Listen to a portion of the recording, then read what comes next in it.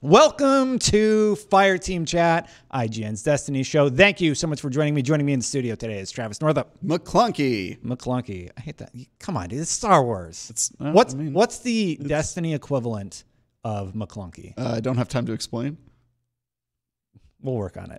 Brian Malkowitz. C-Team. He's back. He's back. Thank you guys so much for joining me. It's a lighter week, but there is definitely one very interesting thing that has been happening all week long, and that is this community puzzle that everybody has been working on. Corridors of Time. Mm-hmm. Wow. The things we're going to talk about today are the puzzle. We're going to talk about some season challenges and how we would address them, and we're going to talk about some of our favorite broken weapons in Destiny history, because it seems like it's been a broken old good time in the Destiny sandbox lately. Welcome to our second episode of 2020.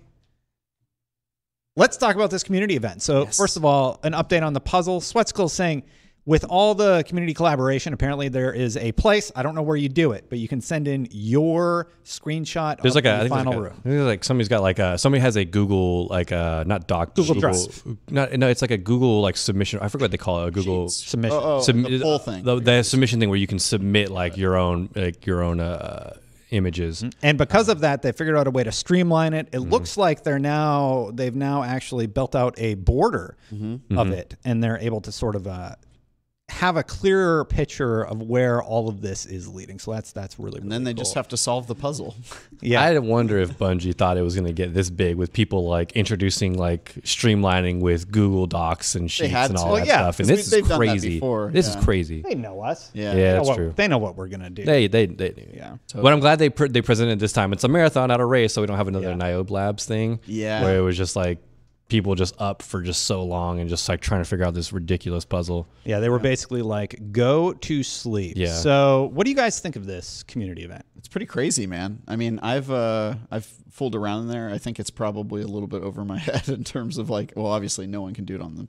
No one can do it on their own. Yeah, it's kind of interesting to just watch the community figure it out, and then once they do, then I'll just.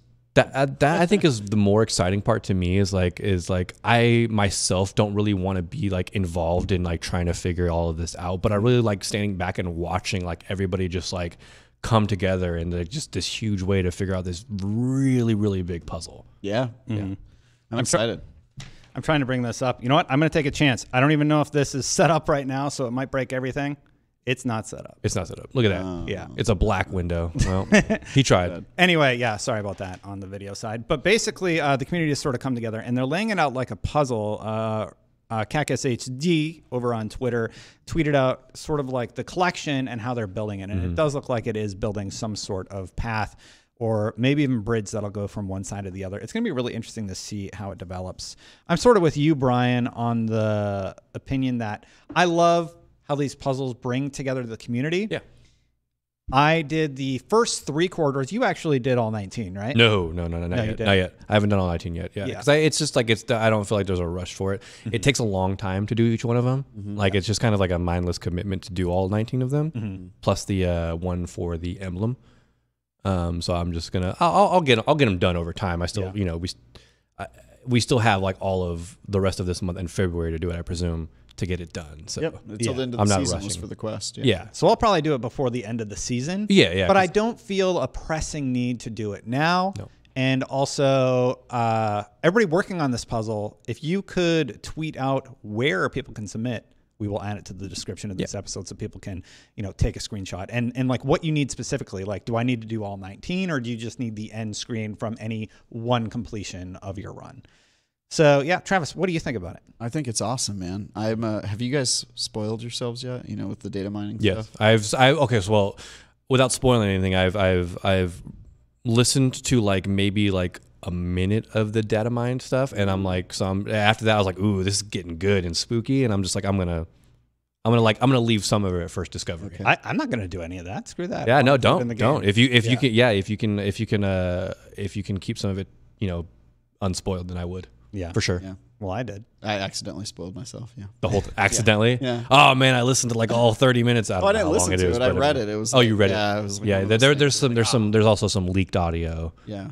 In it. So like, it's very big spoilery stuff. Well, seeing you guys ruined it for yourselves, and I don't want to ruin it. Not for completely me. ruined. I don't know what the rest of it is. Can we talk about the Forbes article, or is that pretty spoilery? What's the Forbes article? Forbes article is extremely spoilery. It was Paul Tassi. He spoiled him. Thanks, Paul. Yeah, actually, he's dead to me. Paul. No, I'm Tassi. Yeah. I was just talking to him last night. I saw somebody summarizing his article. That's how I got it spoiled for me. And I was like, I just read everything. Oh, really? Yeah. Well, so I kind of just sought it out. If you want to, you know what? I'm not even going to go into it because I don't want to know. Yeah, no, it won't spoil it. So, I'll to save anybody listening, we won't spoil it for them either. Usually I like to bring that stuff into the show. If you want to check that stuff out, be sure to check out the Forbes article. Check out what the community is seeing. But it's heavy, spoilery stuff. We'll probably talk about it like 30 minutes of audio. Come on. We'll probably talk about it next week if it gets solved by that time. Yeah. But I'm sure. until then, we'll Sweat Skull, 48 hours. That's what he says based on the level of data that they're getting. He thinks they'll be done in 48 hours. Oh, that makes sense to me. I felt like they were getting close. I thought they might have. I think they're at a point now where they can accurately predict when it'll be solved because it looks like no one's in like a struggle moment to figure it out. They're just like it's just a matter of time now. Yep. Yeah. Yeah. I do like this event. I think it's cool. I love seeing the community come together and collaborate on something like this. It might be a little too much. It's a lot. Maybe. That's why I'm on the sidelines for it. Me too. Is like it's a lot. Yeah. It's a very big endeavor, and it's like it's just taking the time to do it, and like I can't. Remember when people were solving the Wrath of the Machine secret with all the binary, and they were using that grid thing. This kind of reminds me of that level of complexity. I think they also had a spreadsheet for that. Like, yeah. So like the Wrath of the Machine level complexity, I think that is the perfect level. And also the question that we wanted to ask was, what have been your favorite community events like this? And that is mine. Because I was there, happened to be doing the raid, and I was able to sort of see when they uncovered the binary thing, and then they were able to figure that out. But I think that's the perfect level of complexity. Took a few days, and then people were figuring it out and doing it. I also really liked. I think the Outbreak quest was pretty good. Yeah, I think what was really cool about that one because I'm in the same boat. That was still my favorite one because like being there, watching live streaming and seeing it open for the first time and just seeing people just going, it's opening, it's opening, and just going crazy for it. It's just a crazy moment because it's like, are we on the right track for this? Are we doing this correctly? And then they do one thing and then it opens and everybody's just excited and going crazy for it. Yeah. So I hope that happens with this going on. Like there's a moment where like they know something happens and that's just very visual. Yeah, that'd be cool. Yeah. My favorite one of these events has to be Whisper. Just because when it came out, it came out at a very, even though there was that annoying, you have to wait for the public event thing to happen. Yeah. We won't talk about that. And I was one of the guys who was on for like that 10-hour stretch where it didn't happen. It was a 10-hour stretch and a 2-day stretch. Okay. Yeah. There was a 2-day stretch where that event didn't spawn. Yeah. It took them kind of a long time, right, to fix that bug where it just. Yeah, I don't really remember. I remember waiting for 8 hours. And I don't know if it was like a placebo thing or something, but I just, for some reason, it always spawned way more at night for me. It's just like, hey, it just keeps on spawning. It's it's like midnight, U.S. time, and I mean that was obviously annoying. But for me, it was the amount of effort they put into it. Special dialogue, this entire new area. It even had its own soundtrack. It had and the soundtrack was video game awesome, amazing. It's some of the best Destiny music ever. Yeah, just going through that first puzzle jump right before the green room, the giant green room where they'll take enthrall underneath. Even that room also is just like a really trying to figure out all the platforming, and then there were secret quests within the secret quest, like to get the ship and all that. Yeah, and then the other thing was that it came out at a really good time for Destiny because I remember that was like one of the droughts where kind of like now where everybody was complaining. Yeah, there wasn't much quote unquote season content back then. Yeah, and then this dropped like right at the tail end of one of the seasons, and everybody was like it was like out. Yeah, it was just before Forsaken. Yeah. Yeah, and it was super hard. At least the first one. Yeah, I remember well, it's actually really still pretty hard, which is kind of like an artificial hard now because it's still 750, but how's it hard then?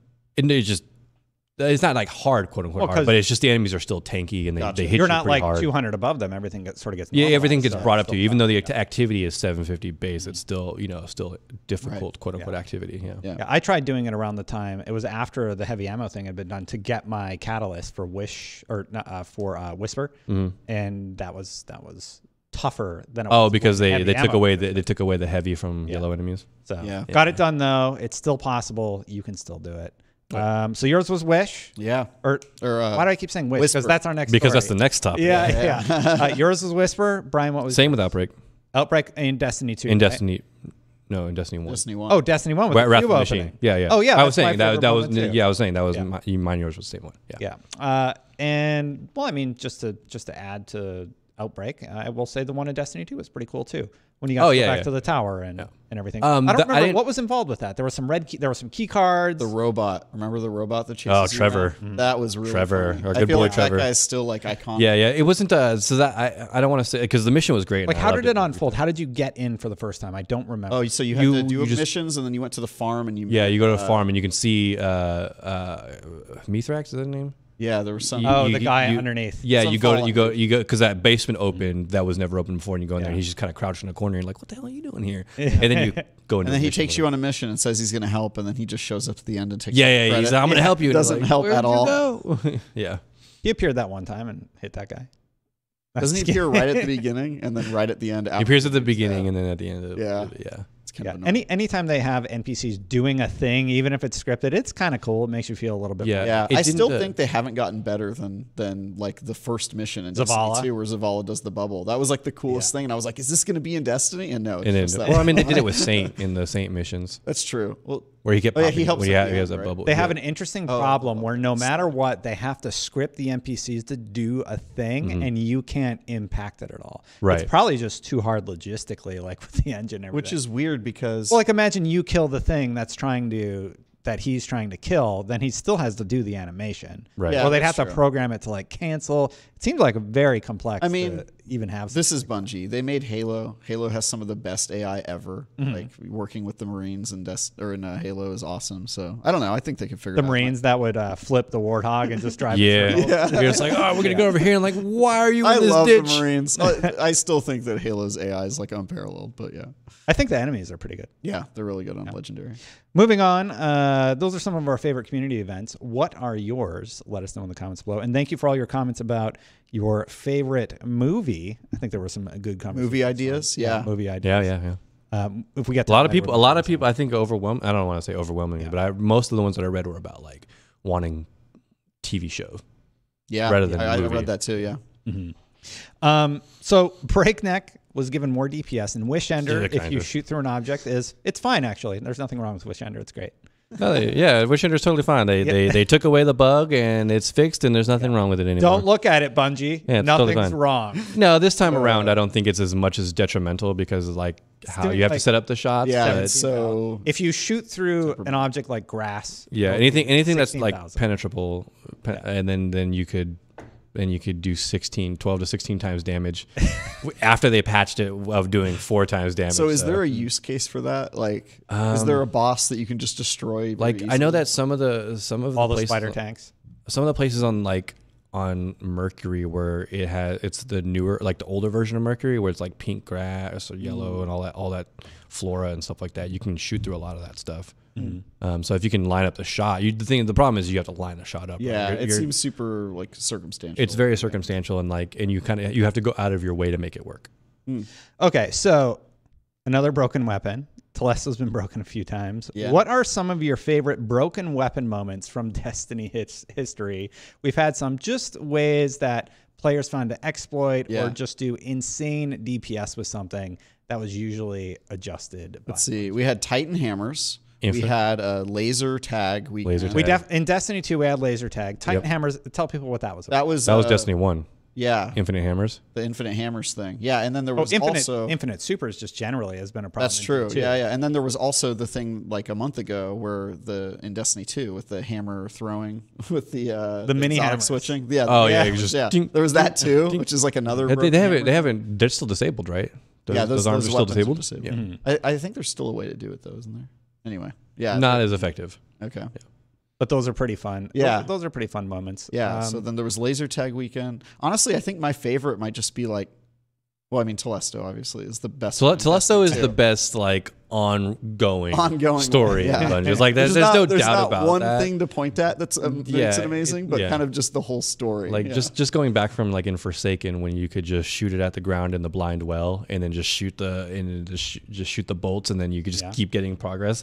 The funniest part about that was like when people didn't know about that glitch and you're doing the blind well and they all just turn around and stare at you like wondering what you're doing as they see the progress tick up. when there's no enemies around. Yeah. That's the best. That was the best. I think some of my favorite ones might be the less extreme cases where it kind of was just like changed the meta for a really long time. Like Gjallarhorn in Destiny 1 is kind of just like the whole meta. Must have Gjallarhorn. Yeah, but that wasn't even like are we talking about like specifically like broken that or bugs? Because that wasn't broken it was or just a bug. unbalanced. That was just like, hey, here's this gun. Yeah. Well, I can think of I can think of one. Well, yeah, stuff like that was super overpowered. I can think of the original, the OG Vex Mythoclast. Vex Myth that was the OG, wasn't it? Yeah. People taking it into Crucible and it's like, what is happening? Auto rifles and shotguns were like the only thing to use in 1.0. The Suros regime was just like incredibly broken. I got Vex Mythoclast my first run of Vault of Glass the first week it came out. So I just was sweaty and disgusting and Crucible. Oh yeah, you got forever. You got to. Oh my god, you got to. And then Thorn, like that's another one that's kind of just like normal. Remember the 2-tap walk away? 2-tap and leave. I use Thorn in comp now, and man, when you start getting on a roll with that, it's still good. It has a really good fire rate and it hits really well. Yeah, and it's also a very satisfying shot, like chink, chink. Yeah. But like there's just nothing beats. But in D1, you OG had to Thorn. have it if you were playing Trials. It was like tap, Thorn and a walk sniper away. rifle. Yeah, That's it. Yeah. Yeah. Any others off the top of your heads?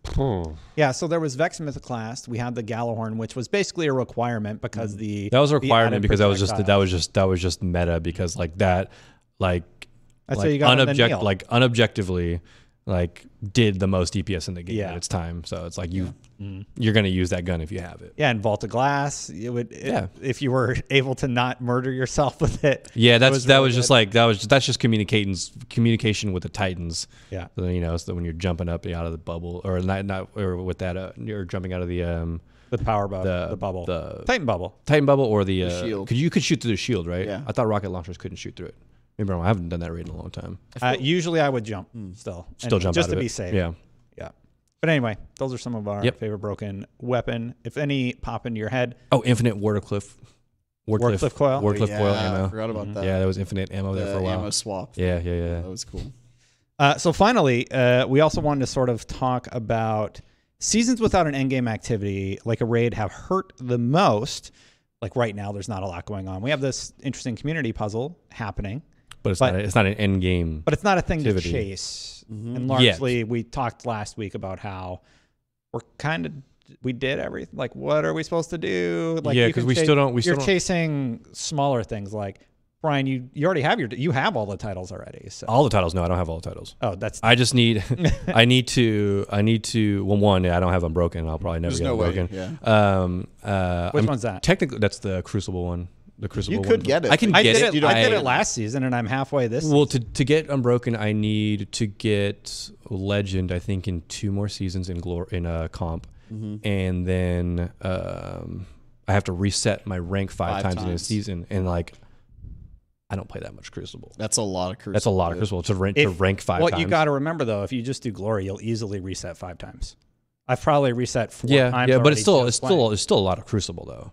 It is. Maybe if Momentum Control was like a season long and they had game mode. I think 3x Glory. Yeah, I think this season when so little is going on, it's actually a really good season to chase something like that because when I do play Destiny still, I usually just sign into comp. I'll play a few comp games and lose, and then I'll sign off and And surprisingly, uninstall the game. No, and surprisingly, I still don't have. Surprisingly, still don't have Dredgen. The only thing I need for Dredgen is 1 more Gambit reset. Oh, really? And because I don't have. Isn't it Gambit this week? No, they had Double Infamy last week. Iron Banner this week. But I'm at Fabled for this season, so I'll probably get it. Yeah. I just don't play a lot of Gambit either. I'm just main PvP, but like titles, I'm almost done with the Season of Dawn title. Now it's just a point of time gate. It's especially hard to play Gambit now. Yeah. It's like at its worst state. Yeah. So like the question that I'm trying to pose to you guys is, what would be an effective manageable strategy to pad out these seasons and give players a goal to strive for? So like you can't Trials. Yes, exactly. That is my answer. It's been my answer forever. Yeah. Trials. So like if you don't have a raid, right, there are things you could do in the PvE scape, but if you had trials, you will always have people talking about the game. And thankfully trials is in the works in some capacity. We know at Bungie for sure. We'll see if that ends up being next season or what happens. We know they've already based on the flag. Is that the definitive They evidence? said they're working on it. Okay. Like they confirmed that they're working like on in a TWAB.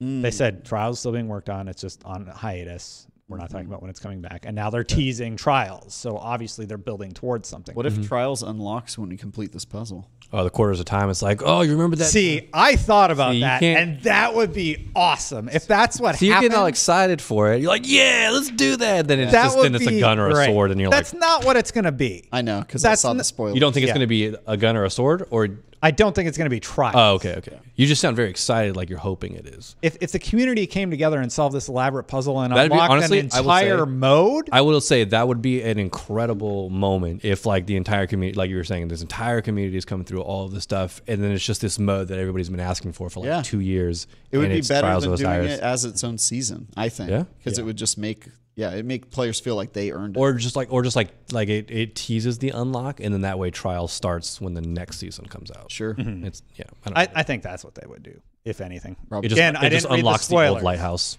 I didn't read the spoilers, so this is just fun speculation for Destin.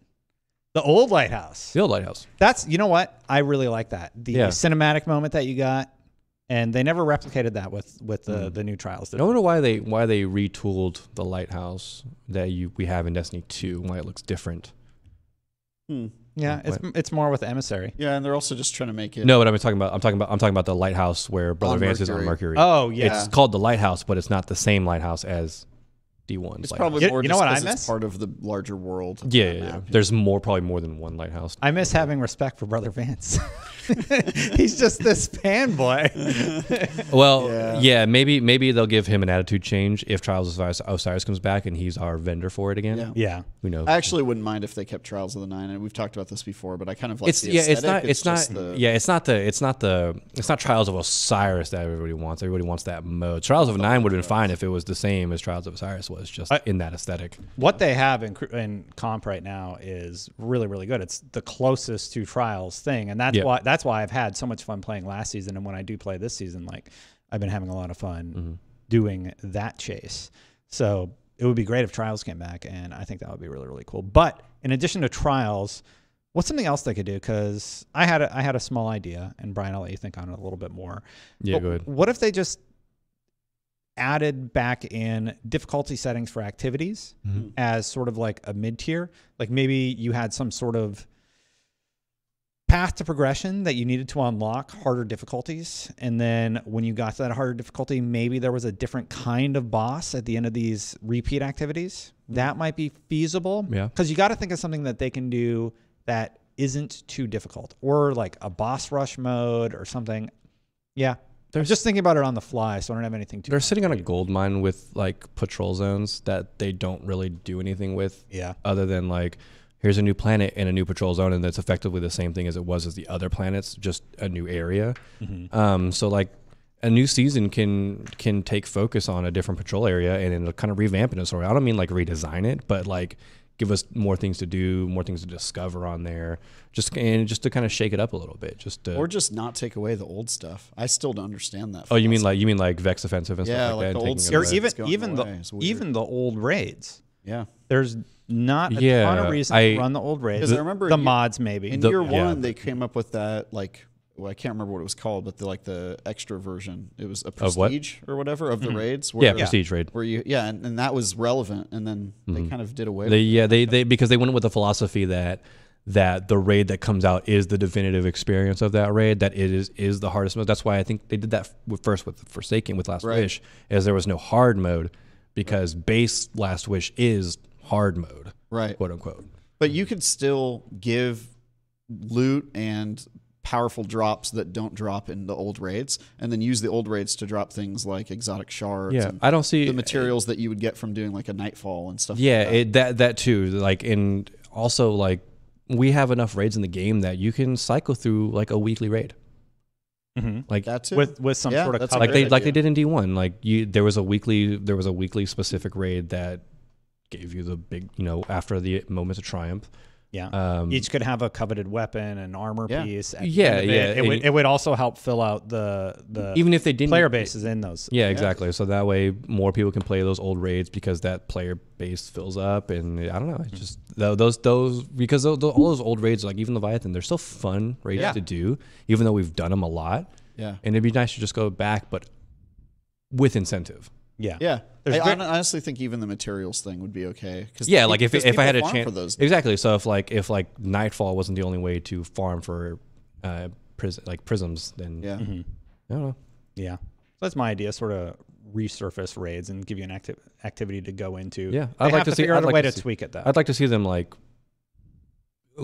kind of do like I don't know, I don't want to say monthly, but like season based like patrol revamps where they just take maybe one space and then they kind of just do something to it that refreshes it in a sort of way. They could also do playlists. Like you could do, you have every week you have a playlist of like 4 parts of a raid. So you might do like part 1 from Leviathan, and then you might do part 2 from, the. Oh yeah, I mean that's a unique way to use the Infinite Forest too. Like it's like you go through well, I guess you can't really do the Infinite because the Infinite Forest does Mercury stuff, so you're not going to teleport into like the Leviathan. That's true, I guess. Infinite Forest. But yeah, they could do something like that. Come up with a story reason it's Destiny. They don't really need an excuse. Right. You don't really need a lore reasoning for everything unless it's a simulation. But yeah. Anyway, that's all the stuff I had. I don't know if you guys had anything else you wanted to touch on, but that's basically just trials. That's really all I want in life. Still want trials. It's been a riveting, surprising outcome of all of our wants and asks yet again in 2020. Yep. Yeah. Thank you, Travis, for stopping by and being on the show again. Yeah. Thank you, Brian, for being here. Travis actually comes in from his other job into the office to be on the show every week, so we definitely appreciate it. Mm-hmm. All right. That's it for this episode, everybody. Until next time, Guardians out.